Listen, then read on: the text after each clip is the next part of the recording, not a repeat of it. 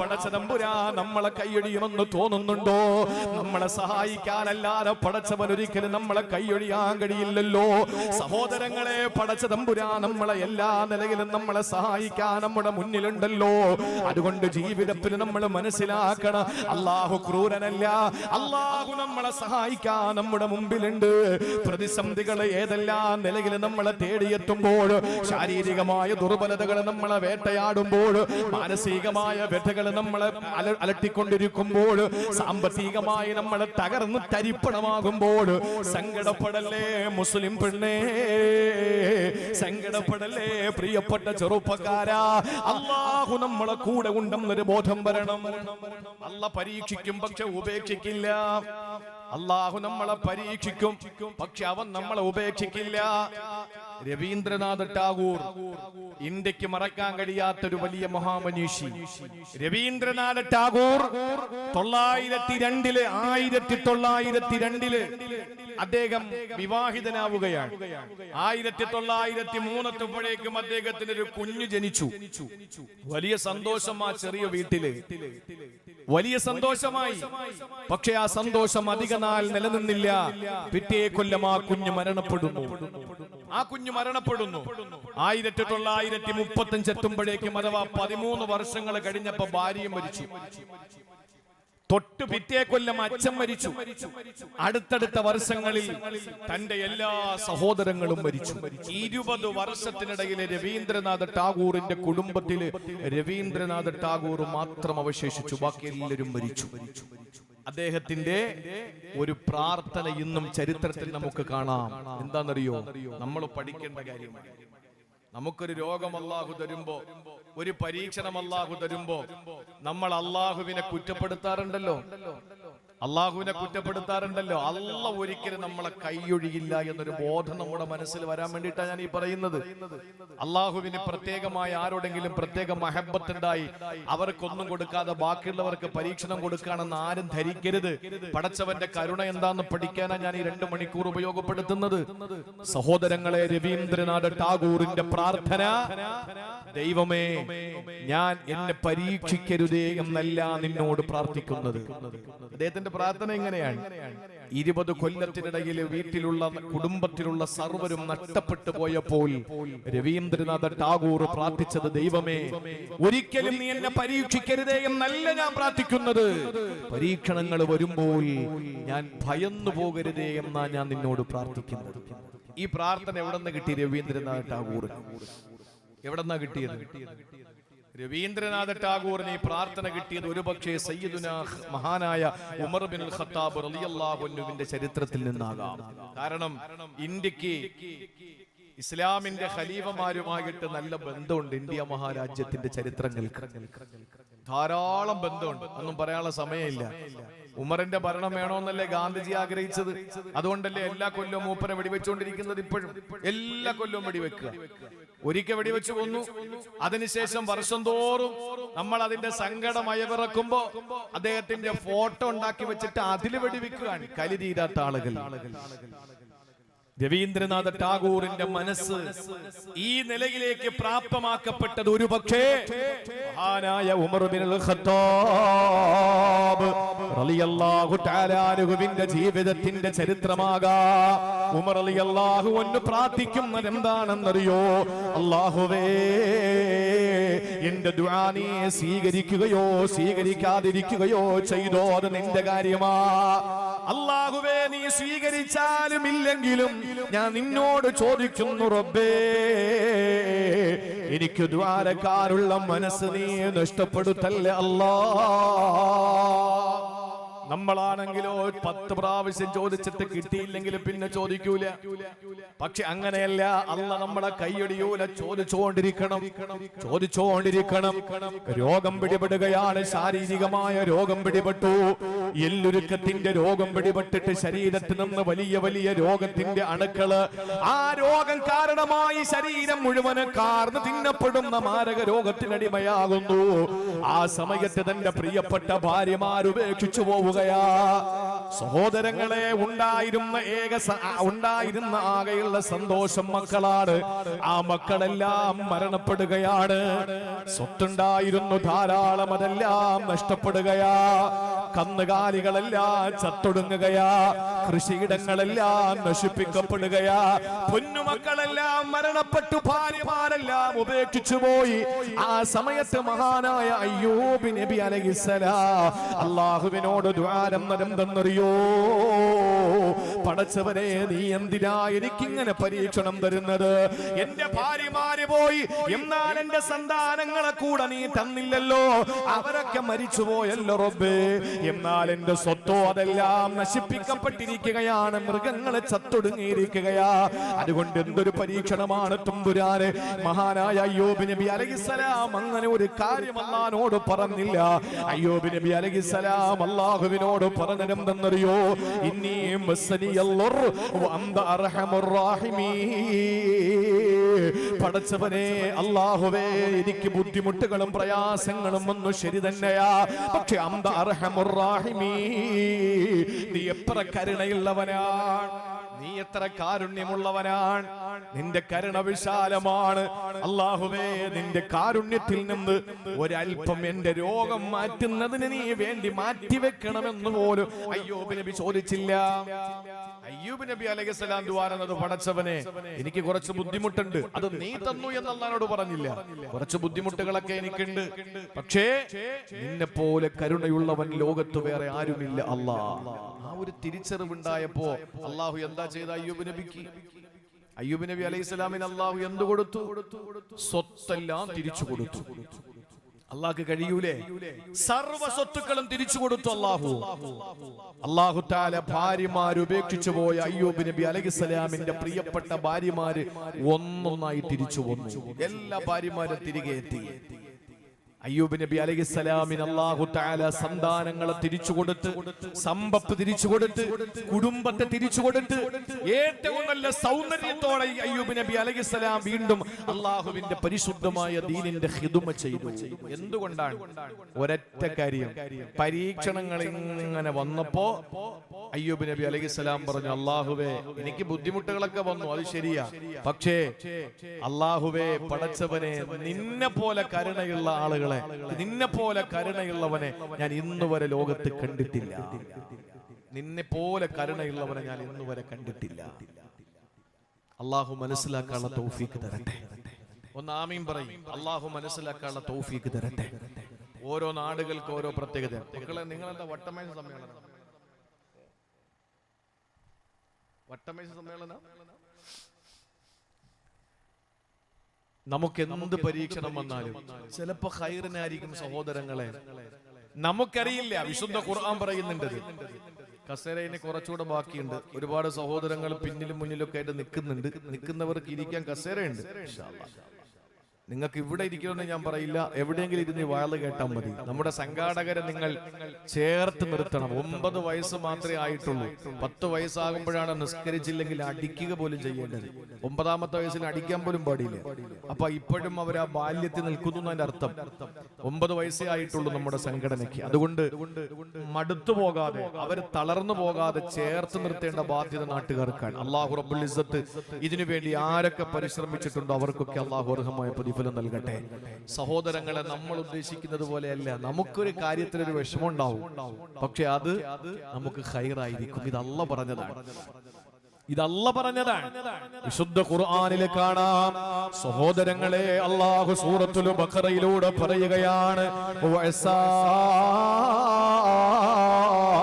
أن تكرهوا شيئا وهو خير لكم وعسى أن تحبوا شيئا وهو شر لكم والله يعلم وأنتم لا تعلمون. അല്ലാഹു റബ്ബുൽ ഇസ്സത്ത് പറയുകയാ, വഅസാന തക്റഹു ശൈആ, നിങ്ങൾ വെറുക്കുന്ന, നിങ്ങൾ വല്ലാതെ വിഷമിക്കുന്ന, നിങ്ങൾക്ക് വല്ലാതെ അറപ്പ് തോന്നുന്ന പല കാര്യങ്ങൾ, വഹുവ ഖൈറുൽ ലക്കും, അത് നിങ്ങൾക്ക് ഖൈറാണ്, അത് നിങ്ങൾക്ക് വലിയ ഖൈറാണ്, സന്തോഷമാണ് കൂട്ടരെ. വഅസാന തുഹിബ്ബു ശൈആ, പക്ഷേ നിങ്ങൾ ഇഷ്ടപ്പെടുന്ന, കാമിക്കുന്ന, ഇഷ്ടപ്പെടുന്ന, നിങ്ങൾ വലിയ കൊതിയോടെ കാത്തിരിക്കുന്ന പലതും, വഹുവ ശർറുൽ ലക്കും, അത് നിങ്ങൾക്ക് നിങ്ങൾക്ക് ഷർറാണ്. ഇതെന്തുകൊണ്ടാ നിങ്ങൾക്ക് തിരിച്ചറിയാൻ കഴിയാത്തതെന്നറിയോ? വല്ലാഹു യഅലമു വഅൻതും ലാ തഅലമൂ. അല്ലാഹ്ക്കറിയാ, പക്ഷെ നിങ്ങൾക്കറിയില്ല. അല്ലാഹ്ക്കറിയാ, പക്ഷെ നിങ്ങൾക്കറിയില്ല. സഹോദരിമാരെ, ശ്രദ്ധയോടെ നിങ്ങൾ ഒരു നിമിഷം കേൾക്കുമോ? സഹോദരങ്ങളെ, നമുക്കൊരു ഖൈറായ ഒരു കാര്യം അല്ലാഹു വരാൻ തീരുമാനിച്ചാൽ, എന്തെങ്കിലും ഒരു നന്മ അല്ലാഹു നമുക്ക് വരുത്താൻ തീരുമാനിച്ചാൽ, അതിന്റെ മുന്നോടിയായ പടച്ചവന് പല ബുദ്ധിമുട്ടുകളോ പ്രയാസങ്ങളോ നമുക്ക് തന്നേക്കാം. അത് അനുഭവിക്കുമ്പോ നമ്മൾ കരുതും, പടച്ചവനെ ഇതെത്ര വിപത്താണ്, വിഷമമാണ് എന്ന്. പക്ഷെ അതിലൂടെ അല്ലാഹു ഉദ്ദേശിക്കുന്ന വലിയ ഒരു ഖൈറാകും പെങ്ങളെ. ഒരു രോഗം അല്ലാഹു നിങ്ങൾക്ക് തന്നിരിക്കട്ടെ.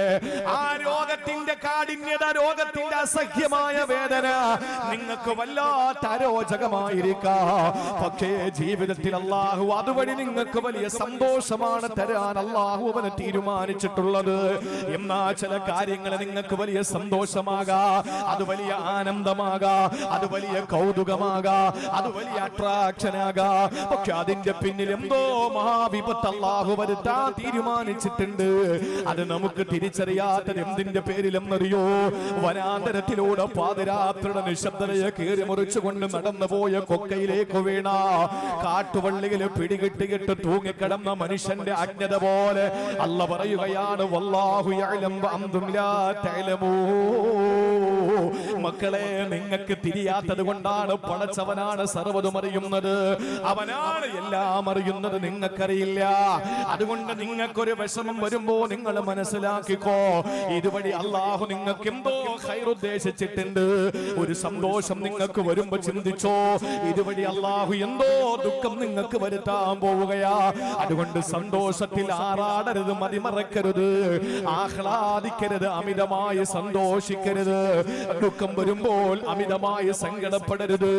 അതുകൊണ്ടാണ് സഹോദരങ്ങളെ, ജീവിതത്തിൽ അല്ലാഹു തരുന്ന പരീക്ഷണങ്ങളിൽ അതിനൊരു മറുകരയുണ്ടാകുമല്ലോ. ഒരു കയറ്റമുണ്ടെങ്കിൽ അതിനൊരു ഇറക്കമുണ്ടാകുമല്ലോ. ഒരു രാവ് വന്നാൽ അതിന് പകല് വരുമല്ലോ. അതുകൊണ്ട് സഹോദര, ദുഃഖങ്ങൾ എന്ത് വന്നാലും അതിന്റെ മറുവശത്ത് അല്ലാഹു സന്തോഷം വെച്ചിട്ടുണ്ട്. ഇന്ന മഅൽ ഉസ്രി യുസ്റാ, ഇന്ന മഅൽ ഉസ്രി യുസ്റാ. സങ്കടങ്ങൾക്ക് പുറമെ അല്ലാഹു നിങ്ങൾക്കൊരു സന്തോഷം വെച്ചിട്ടുണ്ട്. ബീർബലിനോട് അക്ബർ ചക്രവർത്തി പറഞ്ഞു, ചുമരിൽ ഒരു വാചകം എഴുതണം. സന്തോഷിക്കുന്നവനെ കാണുമ്പോൾ അവൻ ദുഃഖിക്കണം, ദുഃഖിക്കുന്നവനെ കാണുമ്പോൾ അവന് സന്തോഷം വരണം. അങ്ങനത്തെ ഒരൊറ്റ വരി എഴുതണം. ബീർബൽ എന്താ എഴുതി വെച്ചതെന്നറിയോ? അക്ബർ ചക്രവർത്തി അത്ഭുതപ്പെട്ടു പോയി, സ്തബ്ധനായി പോയി. ബീർബൽ എഴുതി വെച്ചു, ഈ സമയം കടന്നു പോകും, ഈ സമയം കടന്നു പോകും. ദുഃഖിക്കുന്നവനത് കാണുമ്പോ മനസ്സിലാകും, ഈ ദുഃഖം മാറി ഇനി ഒരു സന്തോഷം വരാനുണ്ടല്ലോ, പിന്നെ അതിനെ ഞാൻ ദുഃഖിക്കണം. സന്തോഷത്തിൽ ആറാടുന്നവൻ നോക്കുമ്പോ ഈ സന്തോഷമൊക്കെ നിൽക്കും, ഇനി ഒരു ദുഃഖം വരാനുണ്ട്, അവൻ മതിമറന്ന് സന്തോഷിക്കൂല. കാരണം എന്താ? വല്ലാഹു യഅലം വഅൻതും ലാ തഅലമൂ. നിങ്ങൾ ഇഷ്ടപ്പെടുന്ന ഒരു നല്ല കാര്യം, അതിൽ അല്ലാഹു ഷർറ് വെച്ചിട്ടുണ്ടാവും. നിങ്ങൾ ഇഷ്ടപ്പെടുന്ന ഒരു മോശമായ കാര്യം, നിങ്ങൾ വെറുക്കുന്ന ഒരു കാര്യം, നിങ്ങൾക്ക് അറപ്പാണ് ആ വിഷയം, പക്ഷെ അതിന്റെ പിന്നിൽ അല്ലാഹു തആല ഒരു ഖൈർ ഉദ്ദേശിച്ചിട്ടുണ്ടാകും. ഒരിക്കലും രാജാവും അദ്ദേഹത്തിന്റെ ഉപദേശകൻ അറിയുമല്ലോ, രാജാക്കന്മാർക്ക് എപ്പോഴും ഉപദേഷ്ടാക്കൾ ഉണ്ടാവും. നമ്മുടെ കേരളത്തിൽ തന്നെ നിയമോപദേഷ്ടാവുണ്ട്, അതുപോലെ തന്നെ രാഷ്ട്രീയമായി, അതുപോലെ തന്നെ ചാനലുകളിൽ സംസാരിക്കാൻ എല്ലാത്തിനും ഓരോ ഉപദേശകന്മാരുണ്ട്. ഒരു രാജാവിനൊരു ഉപദേശകൻ മസ്റ്റാണ്. നായാട്ടിന് വേണ്ടി ഇറങ്ങി വനത്തിലൂടെ നടന്നു പോകുന്ന രാജാവിനൊരു ഉപദേശകൻ ഉണ്ടായിരുന്നു.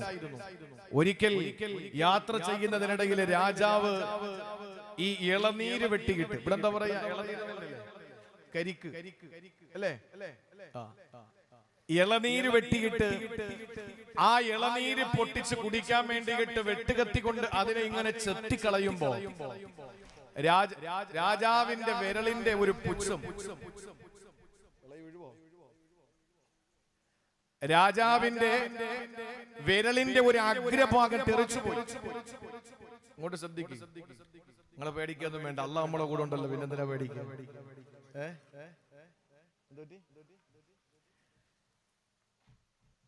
വിരലിന്റെ ഒരു അഗ്രഭാഗം തെറിച്ചുപോയി ഇളനീര് ചെത്തിയപ്പോ.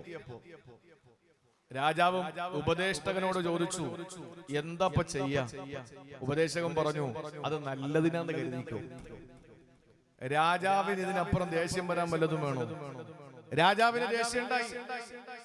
രാജാവ് ഇയാളെ പിടിച്ച് പൊട്ടക്കെട്ട തള്ളു, നീ അവിടെ കിടന്നോ, നിനക്ക് അവിടെ പറ്റിയത്. രാജാവ് ഒറ്റയ്ക്ക് യാത്ര തിരിച്ചു. രാജാവ് ഒറ്റയ്ക്ക് യാത്ര തിരിച്ചു.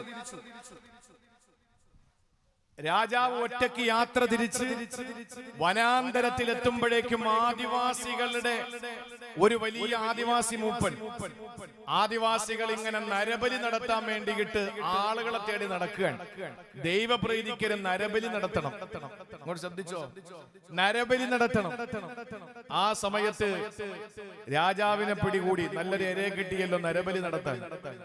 നേരെ കൊണ്ടുവന്ന് ബലിപീഠത്തിൽ വെച്ചു. പരിശോധനയിലെ വിരലിന്റെ അഗ്രമില്ലാത്തത് കൊണ്ട് ആദിവാസി മൂപ്പൻ പറഞ്ഞു, ഇത് ദൈവ കോപം വരുത്തി വെക്കും, അതുകൊണ്ട് ഇയാളെ പറഞ്ഞു വിട്ടേക്ക്. പറ്റില്ല. രാജാവിന് അത്ഭുതമായി, രാജാവിന്റെ മനസ്സിൽ സന്തോഷമായി. നേരെ വന്നു പൊട്ടക്കിണറ്റിൽ കിടക്കുന്ന ഉപദേശകനോട് പറഞ്ഞു, നിങ്ങൾ പറഞ്ഞത് വലിയ കാര്യമായി, എനിക്ക് അബദ്ധം പറ്റിപ്പോയി, നിങ്ങളെ പൊട്ടക്കിണറ്റിലേക്ക് തള്ളിയിട്ടത് മാപ്പാക്കണം. അവിടെ കിടന്ന ഉപദേശകന്റെ മറുപടി എന്തെന്നറിയോ? മാപ്പ് ചോദിക്കേണ്ടത് നിങ്ങളോടാ, ഞാൻ നന്ദി പറയേണ്ടത് നിങ്ങളോടാ. രാജാവ് ചോദിച്ചു, നീ എന്താ എന്നോട് കാണിച്ചത്? ഒന്നും ചെയ്തില്ലല്ലോ.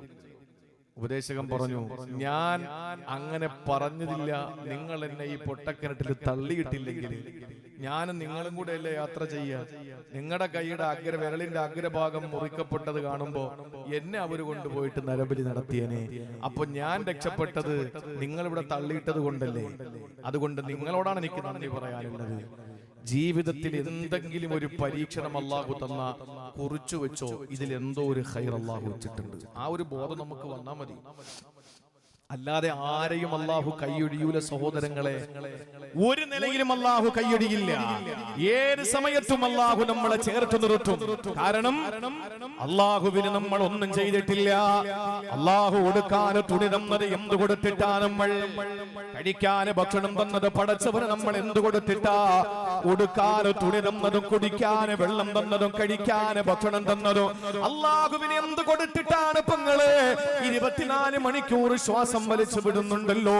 ഒരു ശ്വാസം വിടാൻ കഴിയാത്ത നൂറുകണക്കിന് ആളുകൾ ആശുപത്രികളിൽ കഴിയുമ്പോൾ എന്റെ പ്രിയപ്പെട്ട ഉമ്മ, പടച്ചവനെ തന്ന നിഅമത്തുകൾക്ക് നമ്മൾ എന്ത് ചെയ്തു കൊടുത്തിട്ടാ? അല്ലാഹു റബ്ബുൽ ഇസ്സത്ത് നമുക്ക് തന്ന അനുഗ്രഹങ്ങൾ കൂടുതലല്ലേ? ചിന്തിച്ചു നോക്ക്. അല്ലാഹു പണക്കാരനാക്കിയില്ല, അല്ലാഹു സമ്പന്നനാക്കിയില്ല, അല്ലാഹു സൗകര്യങ്ങൾ തന്നില്ല എന്ന് പരാതി പറയുന്നവരെ, നിങ്ങൾ അല്ലാഹുക്ക് വേണ്ടി എന്ത് ചെയ്തിട്ടാ നിങ്ങളത് പറയുന്നത്? ഇതെല്ലാം തന്നത് കൂടുതലും അല്ലേ നമ്മൾ മനസ്സിലാക്കുക. നമ്മൾ ചെയ്യുന്ന പാപങ്ങളുടെ കണക്കെടുത്താൽ, നമ്മൾ അല്ലാഹുവോട് കാണിക്കുന്ന ധിക്കാരങ്ങളുടെ കണക്കെടുത്താൽ, അല്ലാഹു എന്നെ കൊന്നു കുടിച്ചു മൂടേണ്ട തെറ്റുകളാണ് നമ്മൾ ചെയ്തത്. എന്നിട്ടും അല്ലാഹു എഴുന്നേക്കാൻ കഴിവ് തന്നല്ലോ, ഉറങ്ങാൻ വിരിപ്പ് തന്നല്ലോ, കഴിക്കാൻ ഭക്ഷണം തന്നല്ലോ, കുടിക്കാൻ വെള്ളം തന്നല്ലോ, ഉടുക്കാൻ വസ്ത്രം തന്നല്ലോ, യാത്ര ചെയ്യാൻ വാഹനം തന്നല്ലോ. എന്തിനാ നിങ്ങൾക്ക് അല്ലാഹു ഒരു കുറവ് വരുത്തിയത്? ആ കുറവുകളൊന്നുമില്ലാതെ പടച്ചതമ്പുരാൻ നമ്മളെ സംരക്ഷിച്ചെങ്കിൽ അല്ലാഹുവിന്റെ കരുണ എത്ര വലുതാണെന്ന് ചിന്തിച്ചു നോക്ക്. ഒരു പണ്ഡിതനായ ധർമ്മിഷ്ഠനായ സാലിഹായ ഒരു മനുഷ്യനുണ്ടായിരുന്നു. അയാൾ ഒരിക്കൽ പോലും ഒറ്റയ്ക്കിരുന്ന് ഭക്ഷണം കഴിച്ചിട്ടില്ല. ഏത് സമയത്തും അദ്ദേഹത്തിന്റെ മനസ്സിന്റെ ആഗ്രഹം ഏതെങ്കിലും ഒരാളെ കൂടെ ഭക്ഷണം കഴിക്കാൻ കിട്ടണമെന്നാണ്. ഒരാളെ ഭക്ഷണം കഴിക്കാൻ അടുത്തില്ല, അയാൾ സ്വന്തമായി ഭക്ഷണം കഴിച്ചിട്ടില്ല. അതൊരു സൽക്കാര പ്രിയനാണ്. ആളുകളോടൊപ്പം ഇരുന്ന് ഭക്ഷണം കഴിക്കാൻ വലിയ താല്പര്യമുള്ള മനുഷ്യനാണ്. അയാളുടെ വീട്ടിൽ അന്ന് അതിഥികളാരും വരാത്തതിന്റെ പേരിൽ സങ്കടത്തിലായി വീടിന്റെ പുറത്തേക്ക് ഇറങ്ങിയിട്ട് റോഡിലൂടെ നടക്കുകയാ. ഏതെങ്കിലും ഒരു മനുഷ്യനെ കഴിക്കാൻ കൂടെ കിട്ടി വേണം ഭക്ഷണം കഴിക്കാൻ. കാരണം വല്ലാതെ വിശക്കുന്നുണ്ട്, പക്ഷേ ഭക്ഷണം ആരോടൊപ്പം അല്ലാതെ കഴിച്ചിട്ടില്ല, അതിഥിയോടൊപ്പം അല്ലാതെ ഭക്ഷണം കഴിച്ചിട്ടില്ല. എന്റെ സഹോദരിമാര് എഴുതി വെച്ചോ, മനസ്സിനകത്ത് കോറിയിട്ടോ, ഹൃദയത്തിന്റെ ഉള്ളറകളിൽ ചലനം സൃഷ്ടിക്കാനുള്ള ചരിത്രമാ പറയുന്നത്. അല്ലാഹു രോഗം തന്നെന്ന് പരാതി പറയുമ്പോൾ, അല്ലാഹു അള്ളാഹു സങ്കടങ്ങൾ തന്നു എന്ന് പരിഭവം പറയുമ്പോൾ അള്ളാഹുവിന്റെ കരുണയുടെ വിശാലതയുടെ ഒരു ചെറിയ ഉദാഹരണമാണ് എന്റെ പ്രിയപ്പെട്ടവരോട് പറയുക. സഹോദരിമാരെ ചിന്തിക്കണേ, ആ മനുഷ്യനതാ നോക്കുമ്പോൾ കാണുന്നത് കണ്ണുകുടിഞ്ഞ കവിളുകുടിഞ്ഞ എല്ലുന്തിയ വയറൊട്ടിയ പാവപ്പെട്ട ഒരു മനുഷ്യനൊരു ഫക്കീർ ഒരു തുണിസഞ്ചി തോളിൽ തൂക്കിയിട്ട് ആ മനുഷ്യൻ വരികയാ. മുടിയെല്ലാം ജട പിടിച്ചിട്ട് പൊടിപടലങ്ങൾ ശരീരം മുഴുവനും പാറി നടക്കുകയാ. ആ പാവപ്പെട്ട ഫക്കീറായ ദരിദ്രനായ മനുഷ്യനതാ കടന്നു വരുമ്പോൾ അയാളോട് ഓടിച്ചെന്നിട്ട് ആ പണ്ഡിതനായ ധർമ്മിട്ടനായ അതിഥി സൽക്കാര പ്രിയനായ സഹോദരന്റെ പറച്ചിലെന്തെന്നറിയോ? ഏ സഹോദരാ, എന്റെ വീട്ടിലേക്കൊന്ന് വരുവോ? പാവപ്പെട്ട എന്റെ വീട്ടിലേക്ക് വന്ന് ഉണ്ടാക്കിയ ഭക്ഷണം ഒന്ന് കഴിക്കുവോ? ആ ഒരു സന്തോഷം എനിക്ക് കിട്ടാൻ വേണ്ടിയാ ഞാൻ പുറത്തിറങ്ങിയത്. എത്രയോ ആഴ്ചകളായി ഭക്ഷണം കഴിച്ച പാവപ്പെട്ട ഫക്കീർ ഞാൻ വരാമെന്ന് പറഞ്ഞിട്ടാ ധർമ്മിട്ടന്റെ കൂടെ വീട്ടിലേക്ക് പോവുകയാ. അവിടെ തീന്മേശയില് ഭക്ഷണം റെഡിയാണ്. ഭക്ഷണ തളികയില് ഭക്ഷണമെല്ലാം റെഡിയാക്കി വെച്ചിരിക്കുകയാ. ഭക്ഷണം കണ്ടപ്പോ ലോകം കീഴടക്കിയ സന്തോഷമാ ഫക്കീറിന്. വായ തുറന്ന് പുഞ്ചിരിച്ചുകൊണ്ട് ഓടി ചെല്ലുകയാ. തനിക്ക് മുമ്പിൽ നിരത്തി വെച്ചിരിക്കുന്ന ഭരണക്കൂട്ടുകളുള്ള നിറക്കൂട്ടുകളുള്ള രുചിയുള്ള എല്ലാ നിലയിലും ആസ്വാദികരമായ മണമടിച്ചു വീശുന്ന ഭക്ഷണം വാരിക്കോരി തിന്നുകയാ. പാവപ്പെട്ട ഫക്കീർ ഭക്ഷണം വാരി തിന്നാൻ തുടങ്ങുമ്പോ അതാ പണ്ഡിതനെ ഓടി വരികയാണ്. എന്നിട്ട് പറയുന്നു, എഴുന്നേക്കടാ, എന്റെ വീട്ടിൽ നിന്ന് പുറത്തേക്ക് പോടാ, നിനക്കിവിടെ ഭക്ഷണമില്ല. സഹോദരങ്ങളെ, കഴിക്കാൻ ഉരുട്ടി കയ്യിലെടുത്ത പാവപ്പെട്ട ഫക്കീറിനെ തളികയുടെ മുമ്പിൽ നിന്നതാ ആട്ടി ഓടിക്കുകയാ. ഭക്ഷണത്തിന്റെ മുമ്പിൽ നിന്ന് ഇറക്കി വിടുകയാ. പാവപ്പെട്ടവൻ ചോദിച്ചു, ഞാൻ എന്ത് തെറ്റാ നിങ്ങളോട് ചെയ്തത്? ആ മനുഷ്യന്റെ മറുപടി എന്തെന്നറിയോ? എടോ, എന്റെ വീട്ടിൽ വന്നിട്ട് ഞാൻ വിളമ്പി വെച്ച ഭക്ഷണം നീ കഴിക്കാൻ നേരത്തെ ബിസ്മി ചൊല്ലിയില്ലല്ലോ. ബിസ്മി ചൊല്ലാത്തവൻ എന്റെ വീട്ടിൽ ഭക്ഷണമില്ല. എന്റെ വീട്ടിൽ ബിസ്മി ചൊല്ലാത്തവർക്ക് ഞാൻ ഭക്ഷണം കൊടുക്കൂല. ആ സമയത്ത് ആ മനുഷ്യന്റെ മറുപടി എന്തെന്നറിയോ? എന്റെ സഹോദരാ, വിശപ്പിന്റെ ആദിക്കും മൂലം ഞാൻ മറന്നുപോയതാ. എന്റെ റബ്ബിനെ ഞാൻ മറന്നിട്ടില്ല, എന്റെ പടച്ചവനെ ഞാൻ മറന്നിട്ടില്ല. ആഴ്ചകൾ പിന്നിട്ട് വിഷം നൊട്ടിയ വയറുമായി ഞാൻ വരുമ്പോ പുറത്തിറങ്ങി നിന്നിട്ട് നിങ്ങൾ എന്നെ ക്ഷണിച്ചെങ്കിൽ എനിക്ക് അല്ലാഹു തന്ന ഭക്ഷണമാ. അതുകൊണ്ട് ഞാൻ ആർത്തിയോടെ കഴിക്കുമ്പോ വിശപ്പിന്റെ പേരിൽ ഞാൻ ബിസ്മി ചൊല്ലാൻ മറന്നുപോയി സഹോദരാ. ആ നിമിഷം ആ മനുഷ്യന്റെ കലിയടങ്ങുന്നില്ല. എന്നാലും നിനക്ക് ഭക്ഷണമില്ല, പൊയ്ക്കോ, ഇവിടെ നിന്ന് പൊയ്ക്കോ, നിനക്ക് ഭക്ഷണമില്ല. ആ മനുഷ്യന് സങ്കടത്തോടെ വിഷാദവിഷണ്ണനായ വ്യാകുല വികുലനായ സംവീതനായി പരിഭ്രമചിട്ടനായി ആ മനുഷ്യനെ കവിൽത്തടത്തിലൂടെ കണ്ണുനീർത്തുള്ളികളെ ചാലിട്ടൊഴുകിയിട്ട് പുറത്തേക്ക് ഇറങ്ങിയിട്ട് രണ്ട് കരങ്ങളും ആകാശത്തിന്റെ അധിപനായ റബ്ബിലേക്ക് ഉയർത്തുകയാ. എന്നിട്ട് കരങ്ങളെ നീട്ടികെട്ട് പടച്ചവനോട് പറഞ്ഞെന്തെന്നറിയോ? അൽഹംദുലില്ലാ, അൽഹംദുലില്ലാ. എത്ര സ്തുതികൾ നിനക്ക് അർപ്പിച്ചാ മതിയാകും റബ്ബേ? എന്ത് സ്തുതി നിനക്ക് അർപ്പിച്ചാലാ മതി വരിക? കാരണം നിനക്ക് വേണ്ടി ബിസ്മി ചൊല്ലാത്ത, നിന്നെ ഓർക്കാത്ത കോടിക്കണക്കിന് ആളുകൾക്ക് നീ ഭക്ഷണം കൊടുക്കുന്നല്ലോ. ബിസ്മി ചൊല്ലാത്തവന് നീ ഉരുള ഭക്ഷണം കൊടുക്കുന്നല്ലോ. ബിസ്മി ചൊല്ലാത്തവന് നീ കുടിക്കാൻ വെള്ളം കൊടുക്കുന്നല്ലോ. ഇവിടെ നിന്നെ ധിക്കരിക്കുന്നവര്, നിന്നെ തള്ളിപ്പറയുന്നവര്, നിനക്ക് പെൺമക്കളുണ്ടെന്ന് പറഞ്ഞവര്, അവരെ എല്ലാവർക്കും നീ യഥേഷ്ടം വയറ് നിറച്ച് ഭക്ഷണം കൊടുത്തല്ലോ. അവര് മൃട്ടാനബോധനം നടത്തുന്നല്ലോ. ഒരു ബിസ്മി മറന്നുപോയതിന്റെ പേരില് ആ തളികയുടെ മുന്നിൽ നിന്ന് എന്നെ ഇറക്കി വിട്ടു റബ്ബേ. അങ്ങനെയെങ്കിൽ ഞാൻ എത്രയോ ഹംദ് നിനക്ക് പറയണമല്ലോ.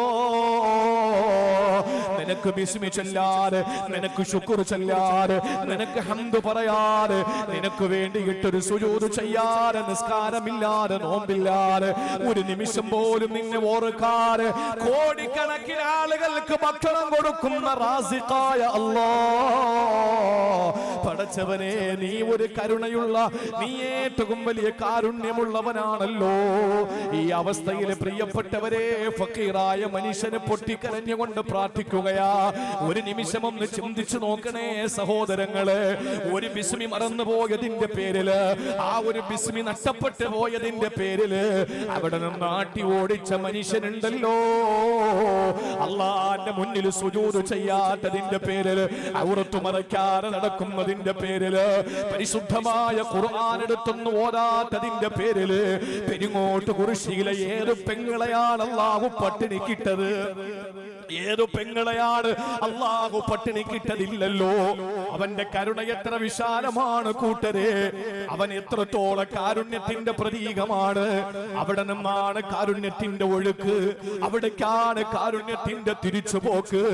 നിങ്ങൾ ഇവിടെ ചാരിറ്റി നടത്തുമ്പോൾ, നിങ്ങൾ പാവപ്പെട്ടവൻ ഒരു നേരത്തെ ഭക്ഷണം കൊടുക്കുമ്പോൾ, നിങ്ങൾ ഒരു തുള്ളി വെള്ളം കൊടുക്കുമ്പോൾ, നിങ്ങൾ കുടുതുണി കൊല്ലാത്തവന് ഉടുതുണി കൊടുക്കുമ്പോൾ, കിടപ്പാടമില്ലാത്തവന് ഒന്ന് തലച്ചാക്കാൻ നിങ്ങളൊരു വീട് വെച്ചു കൊടുക്കുമ്പോൾ, പാവപ്പെട്ട ഒരു നേരം ഭക്ഷണം കഴിക്കാൻ വകയില്ലാത്ത കുടുംബത്തിലെ വിവാഹമെന്ന സ്വപ്നം സാക്ഷാത്കരിക്കപ്പെടാൻ കഴിയാതെ പോയ പാവപ്പെട്ട സഹോദരിമാർക്ക് 5 പവൻ വീതം കൊടുത്തിട്ടവരെ മംഗല്യപ്പന്തലിലേക്ക് നിങ്ങൾ ആനയിച്ചു കൊണ്ടുപോകുമ്പോൾ, ഇതെവിടെ നിന്ന് നിങ്ങൾക്ക് കിട്ടിയതാ? ഇതേത് സംസ്കാരത്തിൽ നിന്ന് നിങ്ങൾ പകർന്നെടുത്തതാ?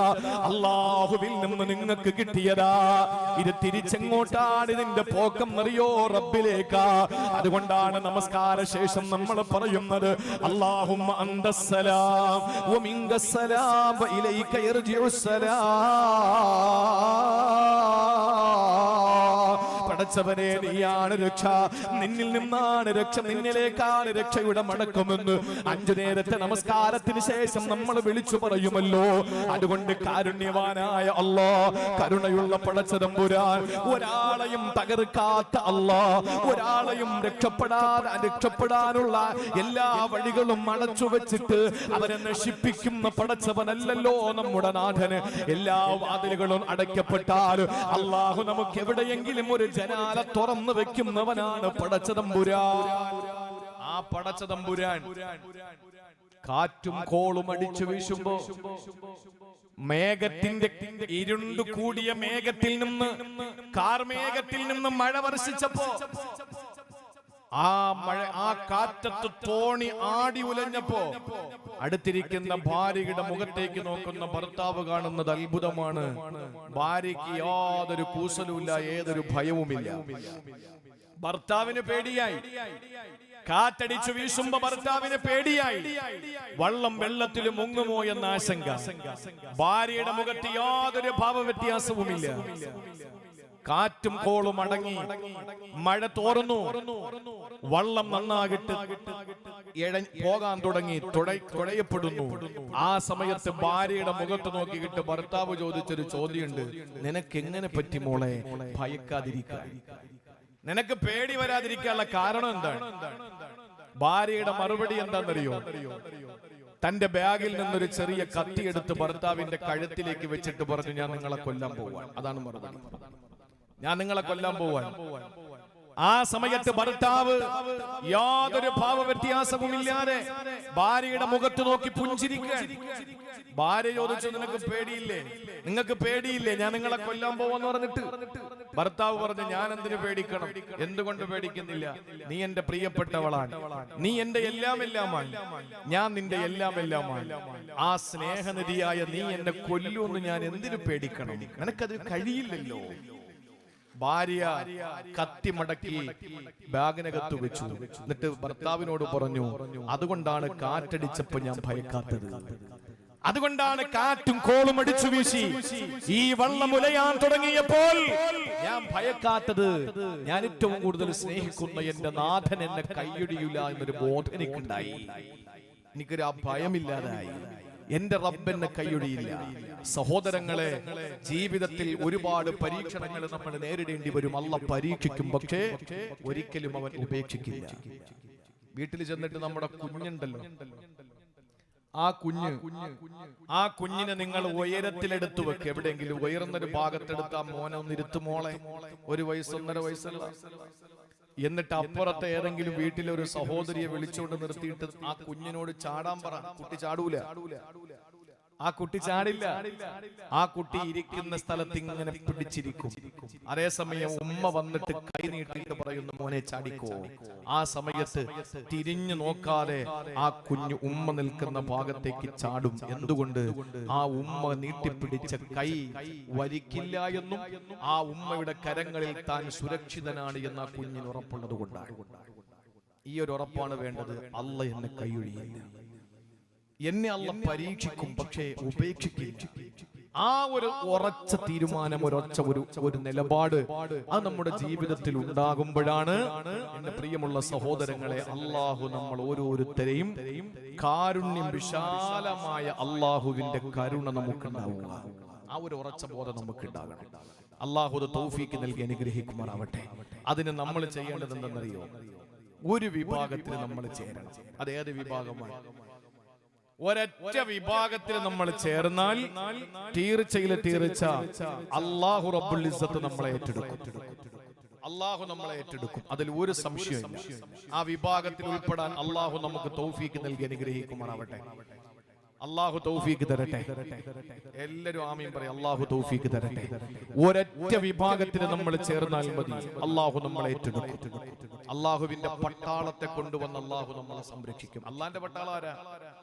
അള്ളാഹുവിന്റെ പട്ടാളം ആരാ? നമ്മൾ ചിന്തിക്കുന്നതിന് അപ്പുറത്താണ് അള്ളാന്റെ പട്ടാളം. അള്ളാന്റെ പട്ടാളത്തെ കണ്ടെത്താനും അള്ളാന്റെ പട്ടാളത്തെ ഇത്രയും വലിയ പട്ടാളമാണോ എന്ന് ചിന്തിക്കാനും ഒന്നും നമുക്ക് വലിയ താമസം വേണ്ട. അള്ളാഹുവിന്റെ പട്ടാളം എന്ന് പറയുന്നത് നമ്മൾ നിസ്സാരമായി കാണുന്ന ജീവികളാണ് അള്ളാന്റെ പട്ടാളം. ആസിം റളിയല്ലാഹു അൻഹുവിനെ ശത്രുക്കൾ കൊണ്ടുവന്ന് കഅബാലയത്തിന്റെ ബൗണ്ടറിയുടെ വെളിയിൽ വെച്ച് കൊല്ലാൻ തീരുമാനിക്കുകയാ. ആസിം റളിയല്ലാഹു തആല അൻഹുവിനെ കൊല്ലാൻ തീരുമാനിച്ചു. മസ്ജിദ് ആയിഷ എന്ന് പറയുന്ന നമ്മൾ ഓരോരുത്തരും ഉംറയ്ക്ക് പോകുമ്പോൾ ആയിഷ പള്ളി എന്ന് പറഞ്ഞ് ഉംറയ്ക്ക് ഇഹ്റാം കെട്ടുന്ന പള്ളിയുണ്ടല്ലോ, അവിടെ എത്തുന്നതിന് മുമ്പ് പരിശുദ്ധമായ ഹറമിന്റെ ബൗണ്ടറിയുടെ വെളിയിൽ വെച്ചതാ കൊല്ലുകയാ. ആസിം റളിയല്ലാഹു തആല കുറെ നേരം പിടിച്ചു നിന്നു, പറ്റുന്നില്ല. ചതിയിലൂടെ കൊണ്ടുവന്നിട്ട് കൊന്നുകളയാൻ തീരുമാനിക്കുമ്പോൾ ആസിം റളിയല്ലാഹു അൻഹു റബ്ബിനോട് ദുആ എന്തെന്നറിയോ? അല്ലാഹുവേ, ഞാൻ രക്തസാക്ഷിയായാൽ, ഞാൻ ഷഹീദായ, ശത്രുക്കളുടെ കരങ്ങളിൽ ഞാൻ വധിക്കപ്പെട്ടാൽ, അല്ലാഹുവേ, ഒരു ശത്രുവിന്റെ കയ്യിൽ എന്റെ മയ്യത്തിട്ട് കൊടുക്കല്ലേ അല്ലോ. എന്റെ ജനാസ അവർ പിച്ച് ചീന്തുമല്ല, അവര് നശിപ്പിക്കും തമ്പുരാനെ. അതുകൊണ്ട് ശത്രുക്കളുടെ കയ്യിൽ എന്നെ ഇട്ട് കൊടുക്കല്ലേ തമ്പുരാനെ. അവിടെ വീണ് ഷഹീദാകുന്ന ആസിം റളിയല്ലാഹു തആല അൻഹു സഹോദരങ്ങളെ, ശത്രുക്കളാ ഓടിയെടുക്കുകയാ. അവര് നശിപ്പിക്കാൻ വേണ്ടി ഓടിയെടുക്കുമ്പോൾ ആകാശ ലോകത്ത് നിന്ന് അല്ലാഹുവിന്റെ പട്ടാളം ഇറങ്ങുകയാ. അല്ലാഹുവിന്റെ പട്ടാളത്തിന്റെ കയ്യിലേക്ക് 47 ഇല്ല. അല്ലാഹുവിന്റെ പട്ടാളത്തിന്റെ കയ്യിൽ അത്യന്താധുനിക സൗകര്യങ്ങളുള്ള ബോംബർ വിമാനങ്ങളില്ല. അവിടെ വന്ന പട്ടാളം ഏതെന്നറിയോ സഹോദരങ്ങളെ? പടച്ചതമ്പുരാൻ ആസിം റളിയല്ലാഹു അൻഹുവിന്റെ ശരീരത്തിൽ ഒരു കാഫിർ സ്പർശിക്കാതിരിക്കാൻ, ഒരു സത്യനിഷേധി സ്പർശിക്കാതിരിക്കാൻ അല്ലാഹു അവിടെ കൊണ്ടുവന്ന പട്ടാളമാരെന്നറിയോ? അത് തേനീച്ചകളായിരുന്നു. തേനീച്ചകൾ എത്ര ചെറുതാണ് സഹോദരാ! ഏത് തേനീച്ചകളാണ് സഹോദരങ്ങളെ? വണ്ടി ആ തേനീച്ചകളെ പറന്നു വന്നിട്ട് അതിന്റെ മധു നുകരാൻ വേണ്ടിയിട്ട് പോക്കലേക്ക് കടന്നു വരുന്ന തേനീച്ചകള് അവിടെ എടുക്കുന്നതായ ആ പരിശുദ്ധമായ അതിന്റെ ഏറ്റവും പ്രധാനപ്പെട്ട ഘടകങ്ങള് ഓടിക്കൊണ്ട് ചെന്നിട്ട് പറന്നു ചെന്നിട്ട് അതിനെ തേനാക്കി ലോകത്തിന് സമ്മാനിക്കുന്ന ചെറിയ ജീവിയുണ്ടല്ലോ, ചെറിയ തേനീച്ചകള്. ആ തേനീച്ചകളാണ് അല്ലാഹു അവിടെ സംരക്ഷണത്തിന് എത്തിച്ചു കൊടുത്തത്. ആസിം റളിയല്ലാഹു തആല അൻഹുവിന്റെ ശരീരത്തിന്റെ 4 ഭാഗത്ത് അല്ലാഹുവിന്റെ പട്ടാളമാകുന്ന തേനീച്ചകൾ വലയം ചെയ്യുകയാ. ഏറെ ശത്രുവിനാണ് അടുത്ത് വരാൻ കഴിയാ. അതിനെ വെട്ടാൻ പറ്റുമോ? അതിനെ വാളുകൊണ്ട് നേരിടാൻ പറ്റുമോ? അമ്പെയ്യാൻ പറ്റുമോ? ഇല്ല. ആ നിലയിൽ അല്ലാഹുവിന്റെ പട്ടാളത്തെ കൊണ്ട് അല്ലാഹു സംരക്ഷിക്കുകയാ. സഹോദരങ്ങളെ, തീരുന്നില്ലല്ലോ. ഈ ലോകത്തെ ഏറ്റവും വലിയ ജീവി ഏതാണ്? കരയിലെ ജീവി ജീവിയതാ. ആർക്ക് സംശയമില്ല, ആനകളാണല്ലോ. ആനപ്പടയാണ് കഅബാലയത്തെ തകർക്കാൻ വേണ്ടി വന്നത്. ആ സമയത്ത് അല്ലാഹുവിന്റെ പട്ടാളം അവിടെയും ഇറങ്ങുകയാ. ആനപ്പടയാണ് നശിപ്പിക്കപ്പെടേണ്ടത്. ചരിത്രത്തിലെ ഏറ്റവും വലിയ ജീവിയാണ് ആന. ആനയെ നശിപ്പിക്കാൻ അല്ലാഹു അവിടെ അവന്റെ പട്ടാളത്തെ ഇറക്കുകയാ. ഏതു പട്ടാളമായിരുന്നു? അല്ലാഹ് പറയുകയാണ്, അലം തറ കൈഫ ഫഅല റബ്ബുക ബി അസ്ഹാബിൽ ഫീൽ അലം യജഅൽ കൈദഹും ഫീ തളലീൽ വഅർസല അലൈഹിം തൈറൻ അബാബീൽ. അല്ലാഹു പറയുകയാണ്, അബാബീൽ പക്ഷികളെ കൊണ്ട് അല്ലാഹു നശിപ്പിക്കുകയാ. അബാബീൽ പക്ഷികളെ കൊണ്ട് അല്ലാഹു നശിപ്പിക്കുകയാ. മഴയത്തൊന്ന് കയറിയിരുന്നോളെ. ഒരുപാട് നീട്ടിക്കൊണ്ടു പോകൂല, ഒരുപാട് നീട്ടിക്കൊണ്ടു പോകൂല. ഇൻഷാ അല്ലാഹ് നമ്മൾ കാലാവസ്ഥയും സാഹചര്യങ്ങളും ഒക്കെ മനസ്സിലാക്കണം. മഴ നനയാതെ കയറിയിരുന്നോളെ. സഹോദരിമാർക്ക് ഇരിക്കാൻ ആണോ? പുരുഷന്മാർ ഈ ഭാഗത്ത് നിന്ന് കൊടുക്കും, ഈ ഭാഗത്ത് നിന്ന് കൊടുക്കും. സഹോദരിമാരൊന്ന് കയറിയിരിക്കട്ടെ. കൊടയുള്ളവർ കൊട എടുത്തോളൂ. മഴ മാറും. അള്ളാഹു നമ്മുടെ റഹ്മത്തിന്റെ മജ്ലിസിൽ അവന്റെ കാരുണ്യത്തിന്റെ മഴത്തുള്ളികളെ മാറ്റിത്തരും. അള്ളാഹു ബറക്കത്ത് ചെയ്യട്ടെ. റഹ്മത്തിന്റെ മഴത്തുള്ളികളാണ് അവന്റെ ഇൽമിന്റെ മജ്ലിസിൽ. അള്ളാഹു നമുക്ക് ഇത് ഒരിക്കലും നമുക്ക് ഭാരമാകാതെ അവന്റെ കാരുണ്യത്തിന്റെ മഴത്തുള്ളികളെ അള്ളാഹു റബ്ബുൽ ഇസ്സത്ത് നമുക്ക് മാറ്റി ഈ സരസിനെ നമുക്ക് ഏറ്റവും നല്ല നിലയിൽ അള്ളാഹു തആല വിജയിപ്പിച്ചു തരുമാറാവട്ടെ. അള്ളാഹു റബ്ബുൽ ഇസ്സത്ത് ഈ അനുഗ്രഹീതമായ സദസ്സ് സംഘടിപ്പിക്കുന്നതിന് ഇതിനു വേണ്ടി ഓടി നടന്ന നമ്മുടെ പ്രിയപ്പെട്ട സംഘാടകരുടെ ആ മനസ്സിന്റെ ആ ഒരു ആഴത്തിലുള്ള ആഗ്രഹം അൽഹംദുലില്ലാഹ് സാധുക്കളായ പെൺകുട്ടികളെ വിവാഹം കഴിപ്പിച്ചയക്കുന്നതുമായി ബന്ധപ്പെട്ടാണ്. ഒരിക്കലും അള്ളാഹുവിന് ഇഷ്ടമില്ലാത്തൊരു കാര്യമല്ല, അവന് ഏറ്റവും ഇഷ്ടമുള്ള കാര്യമാണ്. അള്ളാഹു റബ്ബുൽ ഇസ്സത്ത് നമ്മുടെ കാലാവസ്ഥ നമുക്ക് അനുകൂലമാക്കി അള്ളാഹു അനുഗ്രഹിക്കുമാറാവട്ടെ. ഇരിക്കുന്ന സഹോദരങ്ങൾ അന്ന് കുറച്ചുകൂടെ മുമ്പിലിട്ടിരുന്നോളൂ. ഇനി മൈക്കിനൊക്കെ ലിമിറ്റ് ഉണ്ടാവും, കുഴപ്പമില്ല അല്ലേ? അവരത്തൊക്കെ മറച്ച ഇനി മൈക്ക് നിൽക്കുക, ബോക്സിനൊക്കെ തുണി കിട്ടും. അപ്പൊ ഇനി ഒരുപാട് ശബ്ദം ഉണ്ടാവൂല. ഇരിക്കുന്നവർ മുമ്പോട്ട് നീങ്ങിയിരുന്നോളൂ. നമ്മളെ സംബന്ധിച്ചിടത്തോളം ഏതവസ്ഥയിലും കെട്ടിടത്തിന്റെ മുകളിൽ നിന്ന് വീണ പൂച്ചയെ പോലെ എങ്ങനെ എടുത്തിട്ടാലും 4 കാലിൽ അത് വീഴുന്നു. അതുപോലെയാണ് നമ്മൾ. ഏത് പ്രതിസന്ധി ഘട്ടത്തിലും ഏത് കാലാവസ്ഥയിലും മുസ്ലിം ഉമ്മത്തിന് പതർച്ചയില്ല, മുസ്ലിം ഉമ്മത്തിന് വെപ്രാളമില്ല, മുസ്ലിം ഉമ്മത്തിന് ഭീതിയില്ല. അതാണ് അൽഹംദുലില്ലാഹ് നമ്മുടെ ഒരു പ്രത്യേകത. സന്തോഷം വന്നാലും അൽഹംദുലില്ലാഹ്, ദുഃഖം വന്നാലും അൽഹംദുലില്ലാഹ്. അതാണ് വിശ്വാസം. കയറിയിരുന്നോളൂ. മഴ മാറും ഇൻഷാ അല്ലാഹ്. മഴ മാറിയിട്ട് നമ്മുടെ സദസ്സ് റാഹത്താവും. അല്ലാഹു ബർക്കത്ത് ചെയ്യട്ടെ. ബാക്കി കാര്യം ഞാൻ പൂർത്തീകരിക്കാം. ഞാൻ പറഞ്ഞു വന്നത് പൂർത്തീകരിക്കാം ഇൻഷാ അല്ലാഹ്. സംഘാടകർ അതിന്റെ ഒന്ന് ചെയ്തു കൊടുക്കുക സഹോദരിമാർക്ക് ഇൻഷാ അല്ലാഹ്.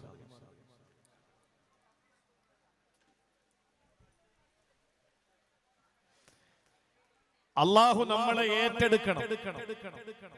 അങ്ങനെ ഏറ്റെടുക്കണമെങ്കിൽ നമ്മൾ ഒരു വിഭാഗത്തിൽ നമ്മൾ ചേരണം. അള്ളാഹു നമ്മളെ ഏറ്റെടുക്കണമെങ്കിൽ നമ്മൾ ഒരു വിഭാഗത്തിൽ ചേരണം. അത് ഏത് വിഭാഗത്തിലാണ്? ഖുർആൻ പറഞ്ഞൊരു വിഭാഗമുണ്ട്, ആ വിഭാഗത്തിൽ നമ്മൾ ചേരണം. എങ്കിൽ അള്ളാഹു നമ്മളെ ഏറ്റെടുക്കും, അതിൽ യാതൊരു സംശയവും. പക്ഷെ നമ്മൾ ആ വിഭാഗത്തിൽ ചേരില്ലയോ, എന്ത് പ്രതിസന്ധി വന്നാലും അള്ളാഹു കൈയൊഴി സഹായിക്കില്ല. നമ്മളെ ഏറ്റെടുക്കാൻ അള്ളാഹു വെച്ച ഒരു ഡിമാൻഡ് ഉണ്ട്. അത് മാത്രം ഇൻഷാ അല്ലാഹ് തൽക്കാലം ഈ അവസ്ഥയിൽ നമുക്ക് പറയണം. അതും കൂടെ കേട്ട് നമുക്ക് സാഹചര്യം പോലെ നമുക്ക് എന്താണെന്ന് വെച്ചാൽ ചെയ്യാം ഇൻഷാ അല്ലാഹ്. അല്ലേ തങ്ങളെ രക്ഷാധികാരിയാണ്. അള്ളാഹു ഏറ്റെടുക്കുന്നത് ഒരൊറ്റ വിഭാഗത്തെയാണ്. ഇരിക്കുന്ന മുഴുവൻ സഹോദരിമാരോടും എന്റെ വസിയത്താണ്, അള്ളാഹു നമ്മളെ ഏറ്റെടുക്കണം. അത് എല്ലാരെയും കണ്ടവനെയും കേട്ടവനെയും ഒന്നും അള്ളാഹ് ഏറ്റെടുക്കൂല. അള്ളാഹ് ഏറ്റെടുക്കൂല. അള്ളാഹ് ഏറ്റെടുക്കുന്നത് ഒരൊറ്റ വിഭാഗത്തെ മാത്രം. അതാരെന്നറിയോ? അള്ളാഹ് പറയാണ്, ഇന്ന വലിയല്ലാഹ് الذي نزل الكتاب وهو يتولى الصالحين. അല്ലാഹു പറയുകയാണ്, ഇന്ന വലിയല്ലാഹ്, എന്റെ സംരക്ഷകൻ അല്ലാഹുവാണ്, എന്റെ സംവിധായകനായ സംരക്ഷകൻ അല്ലാഹുവാണ്. ആ സംരക്ഷകനായ അല്ലാഹു ഏറ്റെടുക്കുമെന്ന് പറഞ്ഞ വിഭാഗം ആരെന്നറിയോ? സഹോദരങ്ങളെ, അല്ലാഹു പറഞ്ഞ ആ വിഭാഗത്തിൽ നമ്മൾ ചേരാൻ പരിശ്രമിക്കുക. അല്ലാഹു ഏറ്റെടുക്കും. എങ്ങനെയാണ് ഏറ്റെടുക്കുക? ആ പടച്ചവനെ ഏറ്റെടുക്കുമെന്ന് പറഞ്ഞ അല്ലാഹുവിന്റെ വിശേഷണം പറയാ. അല്ലാഹു പറഞ്ഞ ആ വിശേഷണം അല്ലദീ നസ്സലൽ കിതാബ്, ഖുർആൻ ഇറക്കിയ റബ്ബെന്നാണ്. അല്ലാഹു ഖുർആൻ അവതരിപ്പിച്ചവനാണ്. ആ ഖുർആൻ അവതരിപ്പിച്ച പടച്ചതമ്പുരാനാണ് ഏറ്റെടുക്കേണ്ടത്. എന്തുകൊണ്ടാണ് അല്ലാഹു അങ്ങനെ ഒരു വാക്ക് പറഞ്ഞതെന്നറിയോ? സൃഷ്ടിച്ച അല്ല എന്ന് പറഞ്ഞില്ല, ഭക്ഷണം നൽകുന്ന അല്ല എന്ന് പറഞ്ഞില്ല, മരിപ്പിക്കുന്ന അല്ല എന്ന് പറഞ്ഞില്ല, ജീവിപ്പിക്കുന്ന അല്ല എന്ന് പറഞ്ഞില്ല. അല്ലാഹു പറഞ്ഞതെന്താണ്? ഇന്ന വലിയല്ലാഹുല്ലദീ നസ്സലൽ കിതാബ്, വിശുദ്ധമായ ഖുർആൻ അവതരിപ്പിച്ച അല്ലാഹു റബ്ബുൽ ഇസ്സത്ത് സംരക്ഷകനാണ്. എന്തേ കാരണമെന്നറിയോ? ഖുർആനിനെ അല്ലാഹു നിലനിർത്തും. ആരൊക്കെ ഏവനൊക്കെ എവിടെയൊക്കെ കിടന്നു ഉറഞ്ഞു തുള്ളിയാലും വിശുദ്ധമായ ഖുർആനിനെ അല്ലാഹു നിലനിർത്തും. ഏതുവരെ? എത്ര ജബ്ബാറു മാഷുമാര്, എത്ര ജാമിദമാര്, എത്ര സെബാസ്റ്റ്യൻ പുന്നക്കൽമാര്, എത്ര സാജൻസ് കറിയമാര്, എന്തെല്ലാം നിലയിൽ ഏതെല്ലാം മീഡിയകളിൽ വിശുദ്ധ ഇസ്ലാമിനെ അധിക്ഷേപിച്ചാലും എവിടെയെല്ലാം ആക്ഷേപത്തിന്റെ സ്വരങ്ങൾ പറഞ്ഞാലും അല്ലാഹു പറയുകയാണ്, ഇന്നാ നഹ്നു നസ്സൽന ദിക്റ വ ഇന്നാ ലഹു ലഹാഫിളൂൻ. നാം ഖുർആൻ അവതരിപ്പിച്ചെങ്കിൽ നാം തന്നെ ഖുർആനിനെ നിലനിർത്തുമെന്ന്, ആ ഖുർആനിന്റെ സംരക്ഷണം ഞാൻ തന്നെ നൽകുമെന്ന് ആ പടച്ചതമ്പുരാൻ ലോക അവസാനം വരെ ഈ വിശുദ്ധമായ ഗ്രന്ഥത്തെ നിലനിർത്തുമെന്ന് പറഞ്ഞെങ്കിൽ ഒരു പോറലേൽക്കാതെ, ഒരു വള്ളിക്ക് പുള്ളിക്ക് വ്യത്യാസം വരാതെ ഖുർആനിനെ അല്ലാഹു സംരക്ഷിക്കുമെങ്കിൽ, അല്ലാഹു ഏറ്റെടുത്താൽ ലോകത്തൊരു പൊന്നുമോ വിചാരിച്ചാലും നമ്മളെ ഒന്നും ചെയ്യാൻ പറ്റൂല. അതാണ് അല്ലാഹു ഖുർആന്റെ കാര്യം കൊണ്ടുവന്നത്. നമ്മളെ ലോകത്ത് ആര് വിചാരിച്ചാലും ഒന്നും ചെയ്യാൻ പറ്റില്ല. അല്ലാഹു നമ്മളെ ഏറ്റെടുത്ത് കഴിഞ്ഞാൽ. പക്ഷേ ഏറ്റെടുക്കണമെങ്കിൽ ഒരു വിഭാഗത്തിൽ നമ്മൾ ചേരണം. അതേത് വിഭാഗമാണ്? ആ ആയത്തിന്റെ അവസാനം അല്ലാഹു പറഞ്ഞു, ഇന്ന വലിയല്ലാഹ് അല്ലദീ നസ്സലൽ കിതാബ വഹുവ യതവല്ല സാലിഹീൻ. അല്ലാഹു ഏറ്റെടുക്കുന്നവരാരെയെന്നറിയോ? സ്വാലിഹീങ്ങളെയാ. അല്ലാഹു ഏറ്റെടുക്കുന്നവർ സ്വാലിഹീങ്ങളെയാണ്. സ്വാലിഹീങ്ങളെ അല്ലാഹു ഏറ്റെടുക്കുമെന്ന് വിശുദ്ധ ഖുർആനിൽ അല്ലാഹു പറയുമ്പോ, സഹോദരിമാരെ, സഹോദരങ്ങളെ, സ്വാലിഹീങ്ങളിൽ ഉൾപ്പെടാൻ ശ്രമിക്കുക. സൽക്കർമ്മം ചെയ്യുന്നവരിൽ ഉൾപ്പെടാൻ നമ്മൾ ശ്രമിക്കുക. സ്വാലിഹീങ്ങളായി നമ്മൾ മാറിയാൽ തീർച്ച അല്ലാഹു നമ്മളെ കൈയൊഴിയൂല. എങ്ങനെയാ സ്വാലിഹീങ്ങളാകേണ്ടതെന്നറിയോ? സ്വാലിഹായ മനുഷ്യനെന്ന് പറഞ്ഞാൽ എന്താണെന്നറിയോ? അല്ലാഹുവിന്റെ മുന്നിൽ മാത്രം സുജൂദ് ചെയ്തതുകൊണ്ട് കാര്യമാകുന്നില്ല. അല്ലാഹുവിന്റെ മുന്നിൽ സുജൂദ് ചെയ്തതുകൊണ്ട് മാത്രം ആ കാര്യത്തിൽ ഉൾപ്പെടാൻ കഴിയുമെന്ന് തോന്നുന്നില്ല. അല്ലാഹുവിന് വേണ്ടി നോമ്പ് പിടിച്ചത് കൊണ്ട് മാത്രം പറ്റുമെന്ന് കരുതുന്നില്ല. പിന്നെയോ സഹോദരാ, അല്ലാഹു വെച്ച ഡിമാൻഡ് എന്തെന്നറിയോ? നിങ്ങൾ ഓരോരുത്തരും അല്ലാഹു റബ്ബുൽ ഇസ്സത്തിന് സുജൂദ് ചെയ്യുമ്പോൾ, അവന് നിങ്ങൾ സാഷ്ടാംഗം പ്രണമിക്കുമ്പോൾ, അവന് വേണ്ടി നിങ്ങൾ തസ്ബീഹുകൾ തഹ്ലീലുകൾ ചൊല്ലുമ്പോൾ, സർവ്വതും അല്ലാഹുവിന് വേണ്ടി സമർപ്പിക്കുമ്പോൾ, എന്റെ പ്രിയപ്പെട്ടവരെ, ഒരു കാര്യം നമ്മൾ അടിവരയിടുക. അല്ലാഹുവിന്റെ കോടതിയിൽ നമ്മൾ ചെല്ലുന്ന സമയത്ത് എത്ര വലിയ നമസ്കാരക്കാരായാലും നോമ്പുകാരായാലും ഖുർആൻ ഓതിയവരായാലും എന്തൊക്കെ സൽക്കർമ്മങ്ങൾ ചെയ്തവരായാലും അവിടെ ചെല്ലുമ്പോ അല്ലാഹു നമ്മളോട് ചോദിക്കുന്ന ഒരു ചോദ്യമുണ്ട്, മോനെ, ഞാൻ പനി പിടിച്ചു വിറച്ചു കിടന്നപ്പോ എന്തേ നീ എനിക്ക് മരുന്ന് വാങ്ങി തന്നില്ല? അല്ലാഹു ചോദിക്കും, ഞാൻ വിശന്ന് കഴിയുന്ന സമയത്ത് പശിയടക്കാൻ എന്തുകൊണ്ട് ഒരു പൊതിച്ചോറ് നീ എനിക്ക് വാങ്ങി തന്നില്ല? വെള്ളം കുടിക്കാൻ ഒരു തുള്ളി വെള്ളമില്ലാതെ ഞാൻ ദാഹിച്ചപ്പോ എന്തുകൊണ്ട് നീ എനിക്ക് പൈതാകമടക്കാൻ വെള്ളം തന്നില്ല? ഞാൻ നാണം മറയ്ക്കാൻ ഒരു തുണിയില്ലാതെ, മാറി ഉടുക്കാൻ ഒരു വസ്ത്രമില്ലാതെ വിഷമിച്ചപ്പോ എന്തുകൊണ്ട് പൊന്നുമോനെ, പൊന്നുമോളെ, നീ എനിക്കൊരു തുണി വാങ്ങി തന്നില്ല? ആ സമയത്ത് നമ്മൾ തിരിച്ചു ചോദിക്കുന്ന ഒരു ചോദ്യമുണ്ട്. അല്ലാഹുവേ, നീ റഹ്മാനല്ലേ, നീ കരുണാമയനല്ലേ, നീ കാരുണ്യവാനല്ലേ, നിനക്ക് വിശപ്പുണ്ടോ, നിനക്ക് ദാഹമുണ്ടോ, നിനക്ക് നാണം മറയ്ക്കണമോ, നിനക്ക് രോഗം വരുമോ? ആ സമയത്ത് അല്ലാഹു പറയുന്നത് എന്തെന്നറിയോ? നിന്റെ അയൽവാസി പട്ടിണി കിടന്നപ്പോ, നിന്റെ നാട്ടുകാർ പട്ടിണി കിടന്നപ്പോ, അവർക്ക് നീ വിശം മുട്ടിയ വയറുമായി കഴിയുന്നവർക്ക് നീ എന്തുകൊണ്ട് ഒരു നേരത്തെ ഭക്ഷണം വാങ്ങി കൊടുത്തില്ല? എങ്കിൽ നിനക്ക് എന്നെ അവിടെ എത്തിക്കാൻ കഴിയുമായിരുന്നല്ലോ. ദാഹിച്ച് പരവശനായ മനുഷ്യരുടെ മുമ്പിൽ ഒരു ഗ്ലാസ് പച്ചവെള്ളം നീ കൊടുക്കാത്തതുണ്ട്, എന്നാൽ നിനക്ക് എന്നെ അവിടെ എത്തിക്കാൻ കഴിയുമായിരുന്നല്ലോ. നാണം മറയ്ക്കാൻ കഴിയാത്തതിന്റെ പേരിൽ സ്കൂൾ തുറക്കുകയാണ്, ഒരു ജോഡി യൂണിഫോം വാങ്ങാൻ കഴിയാത്ത രക്ഷകർത്താക്കൾ എത്രയുണ്ടാകുമെന്നറിയോ? നമ്മൾ പറയും ഈ ലോകത്ത് അങ്ങനെയുണ്ടോ? ഉണ്ട്. ഒരു ജോഡി യൂണിഫോം തന്റെ മക്കൾക്ക് വാങ്ങിക്കൊടുക്കാൻ കാശില്ലാത്തതിന്റെ പേരിൽ മക്കളെ സ്കൂളിലാക്കാത്ത എത്ര രക്ഷകർത്താക്കളുണ്ടെന്നറിയോ? ഈ സമയത്ത് നമുക്ക് കഴിയുന്നത് ഒരു പാവപ്പെട്ട തീ പുകയാത്ത വീട്ടില്, പട്ടിണി കിടക്കുന്ന വീട്ടില് പാവപ്പെട്ട മക്കളെ സ്കൂളിലേക്ക് പറഞ്ഞേക്കാൻ ഒരു ജോഡി യൂണിഫോം വാങ്ങിക്കൊടുക്കലാണ് അല്ലാഹു റബ്ബുൽ ഇസ്സത്ത് ഏറ്റവും കൂടുതൽ ഇഷ്ടപ്പെടുന്ന അമല്. അതാണ് സാലിഹായ അമല്. നമ്മൾ മറ്റുള്ളവരെ എത്രത്തോളം കെയർ ചെയ്യോ അത്രത്തോളം അല്ലാഹു നമ്മളെ സംരക്ഷിക്കും. വല്ലാഹു ഫീ ഔനിൽ അബ്ദ് മാ കാനൽ അബ്ദു ഫീ ഔനി അഖീ. തന്റെ സഹോദരനെ സഹായിക്കുന്നിടത്തോളം അല്ലാഹു നമ്മളെ സഹായിക്കുമെന്ന് ഇന്നേ വരെ തമാശയ്ക്ക് പോലും അസത്യത്തിന്റെ ലാഞ്ചന അതരങ്ങളിൽ നിന്ന് അടർന്നു വീഴാത്ത ആമിനയുടെ പൊന്നുമോൻ നബി മുഹമ്മദ് മുസ്തഫ, ഒരു കള്ളം പറയാത്ത നബി മുഹമ്മദ് മുസ്തഫ. കയറ്റുമതി ഉണ്ടെങ്കിലേ ഇറക്കുമതിയുള്ളൂ. ആളുകൾക്ക് കൊടുത്താലേ അല്ലാഹു നമുക്ക് തരൂ. അതുകൊണ്ട് പ്രിയപ്പെട്ടവരെ, ജീവിതം അല്ലാഹു നമുക്ക് തന്നത് ഈ ഭൗതിക ലോകത്തൊരൊറ്റ ജീവിതമാണ്. ഇനി ഒരു ജീവിതമുള്ളത് കർമ്മങ്ങളില്ലാത്ത ജീവിതമാണ്. നാളെ പരലോകത്ത് നരകത്തിന്റെ ആളുകളെ ലൈനായി നിർത്തിയിരിക്കുമ്പോ അതുവഴി സ്വർഗത്തിന്റെ അവകാശികളെ കൊണ്ടുപോകുമെന്നാണ്. നരകത്തിന്റെ ആളുകൾ എങ്ങനെ ലൈനായി നിർത്തിയിരിക്കുകയാ, അതിന്റെ ഇപ്പുറത്തുകൂടി സ്വർഗത്തിന്റെ ആളുകളെ തെളിച്ചു കൊണ്ടുപോകുമ്പോ നരകാവകാശിയായ ഒരു മനുഷ്യന് സ്വർഗാവകാശിയായ ഒരുത്തന്റെ കയ്യിലങ്ങ് പിടിക്കുമെന്നാണ്. അയാളെ തിരിഞ്ഞു നോക്കും. ഇത് സഹീഹായ ഹദീസാണ്. അല്ലാഹുവിന്റെ റസൂൽ പറയുന്നു, സ്വർഗാവകാശി നരകാവകാശിയുടെ മുഖത്തേക്ക് നോക്കുന്നു. അവൻ ചോദിക്കുന്നു, എന്നെ അറിയോ, എന്നെ അറിയുമോ? ആ സമയത്ത് സ്വർഗാവകാശി പറയുന്നു, ഇല്ല, ആരാണ് നീ? നരകാവകാശി പറയുമത്രേ, ഞാൻ നിനക്കൊരു ഗ്ലാസ് വെള്ളം തന്നിട്ടുള്ളവനാണ്, നിനക്ക് ഞാൻ കുടിക്കാൻ ഒരു ഗ്ലാസ് വെള്ളം തന്നവനാണ്. ഓർമ്മയുണ്ടോ? ആ സമയത്ത് സ്വർഗാവകാശി പറയും, അതേ ഓർമ്മയുണ്ട്. എന്നാൽ എന്നെ കൂടെ ഒന്ന് സ്വർഗത്തിലേക്ക് കൊണ്ടുപോകാൻ കഴിയോ?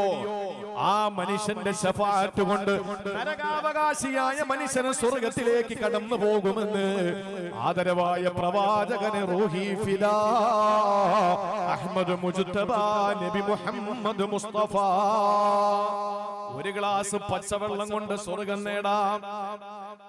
സ്വാലിഹത്തായ പെണ്ണ്, ജീവിതത്തിൽ സുഹൃതങ്ങൾ ചെയ്ത പെണ്ണ്, വീട്ടിൽ വളർത്തുന്ന പൂച്ചയെ കെട്ടികെട്ട് ഭക്ഷണം കൊടുക്കാത്തതിന്റെ പേരില് ആ പെണ്ണ് എവിടെയാണ് പോയത്? അല്ലാഹുവിന്റെ കത്തിയാളുന്ന നരകത്തിലാണ്. ഇബാദത്തിന് കുറവൊന്നുമില്ല.